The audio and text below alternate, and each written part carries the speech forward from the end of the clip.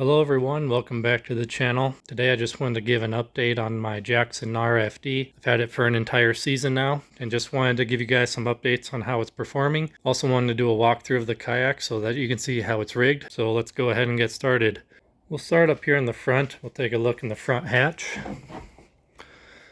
And you'll see that I'm running two Nocqua batteries. They're currently in a battery holder that I 3D printed out of ABS plastic. And I've got that screwed into that little foam block there, and that's kind of what keeps that in place. Running that to a Smart Link Y connector, also made by Nocqua, and then that's going to go through the hole right there. This is the only hole that I've ever drilled in this kayak, and I'll get to that more in a little bit. But yeah, I just have the Yak Attack through-hole transducer kit that came with the kayak, and that's where I'm running those wires through. And I have the transducer going through that little scupper hole right there, going down to the transducer itself. The Knarr comes with a transducer cover, and I found that it will actually secure that transducer in place as is. I think the reading might get a little foggy because of that, but overall I'm still seeing fish on my fish finder, so I'm not too concerned about it. Eventually I might actually secure that and remove the cover just to get a better reading, but for now that's all I have in place there. Moving further back, we've got the new Mark IV flex drive. It's been holding up really well. I've had no issues with it at all this season. I upgraded the pedals. These are Zacro pedals, orange pedals that I got they match the color of the kayak. They were really cheap. I think I got them for like $10, and you can see some of the spikes have already come out, but I don't really care very much. Overall, they look good on the kayak, I think, and they perform the job. So I got my Lowrance HDS Carbon 7 up here, and I have that mounted right there on the track on the flex drive itself, and that's a Yak Attack fish finder mount right there. I experimented with the fish finder in different places. For now, I think I'm going to keep that fish finder right there. I like having that fish finder directly in front of me. It sort of gets in the way if you make a cast. You know, I like to cast off the left side of the kayak, but if I cast off of the right side, I still hold my rod on the left side. And so then that fish finder sort of gets in the way of my line. And also if I happen to cast to the left side of the kayak, like perpendicular, and I want to work my rod to the right, sometimes I'll bang it up against the fish finder. So I've sort of had to adjust my style of fishing a little bit and work my rod at more of an angle rather than a straight line in order to avoid hitting the fish finder. Moving back further, got the Anchor Wizard right here.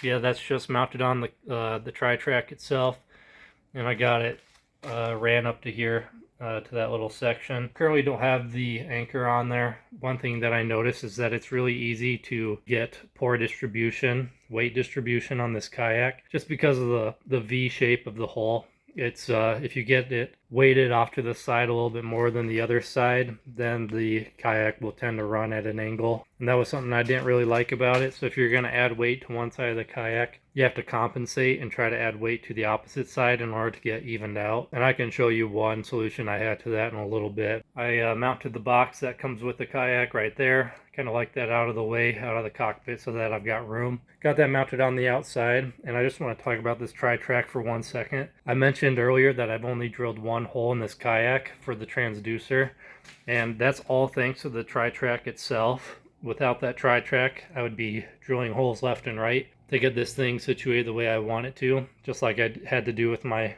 big rig. But with the tri-track, the riggability on this boat is insane. You can put anything where you want, slight modifications here and there, but no drilling required. I've got the control for my Power Pull Micro right there, and that's just another example of something I'm talking about. Just a slight modification to that, and I got it with some T-bolts secured to that tri-track. So again, no holes drilled necessary to secure that to the kayak anywhere. Moving back a little bit, I have underseat storage for my Catchboard. This is the 32-inch Catchboard here, and this is something that I actually 3D printed.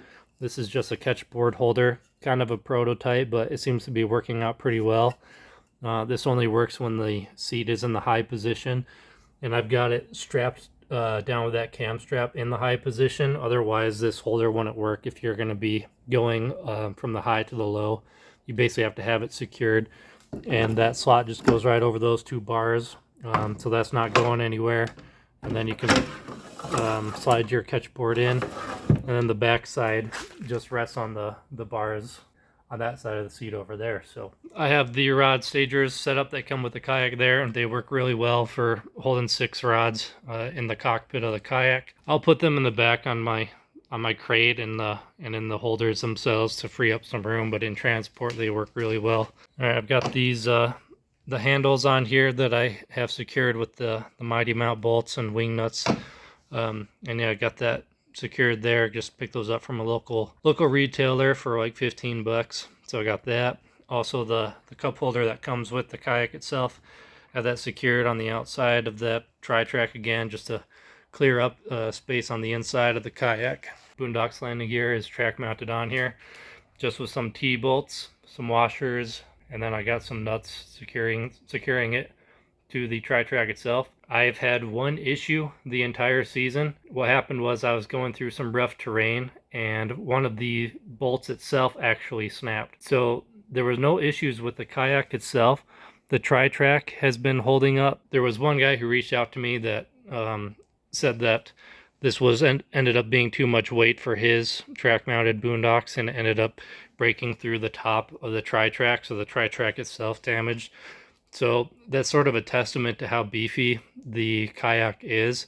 To me, if the tri-track itself never came off of the hull of the kayak, but rather the bolt that I had was a piece that failed, and for him it was the very top of the tri-track that sustained some damage.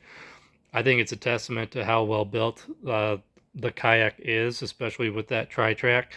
And we can make some adjustments to how we track mount the landing gears, but I think for the most part you should be able to track mount a landing gear without any issue. All right, I got my old school Jackson J crate right here, and I modified that a little bit, have that connected to the tri-track right there with a wing nut. And I was going to talk about weight distribution a little bit. So when I had the anchor actually set up on the kayak on the right side, what I would actually do is just loosen that wing nut, and then I would slide this crate over further to the left side of the kayak, and that would help with my weight distribution a little bit.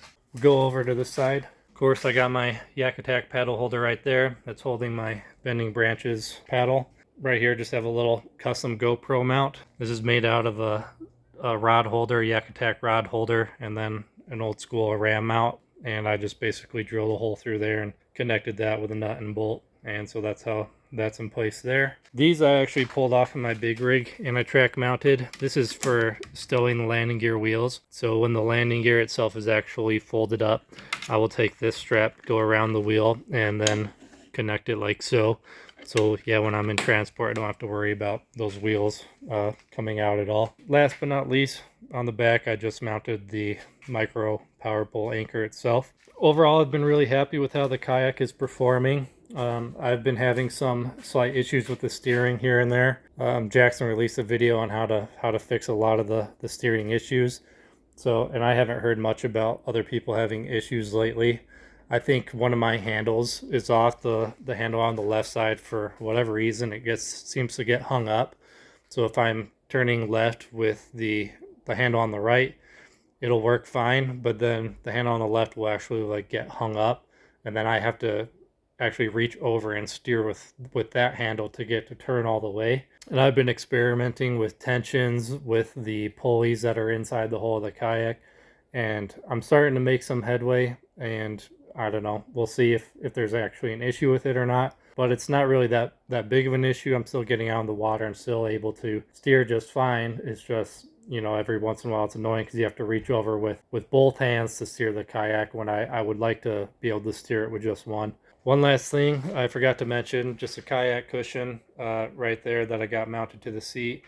Old school Jackson Thermarest there for lumbar support. Guys, if you don't have a kayak cushion, you're missing out. I used to get on these kayaks for 6 to 8 hours a day, and when you're getting towards the end of the day, your back really starts to hurt. Ever since I got that kayak cushion, this is the square firm model, I have had no issues at all. I can stay out on the water all day. I'm super comfortable. So make sure you get yourself a kayak cushion if you haven't already. That's it for the kayak, everybody. If you guys have any questions or any comments, leave them in that comment section below. Also, do me a favor, like the video, subscribe to the channel if you haven't already. It really helps me out grow the channel. And until next time, we'll catch you later.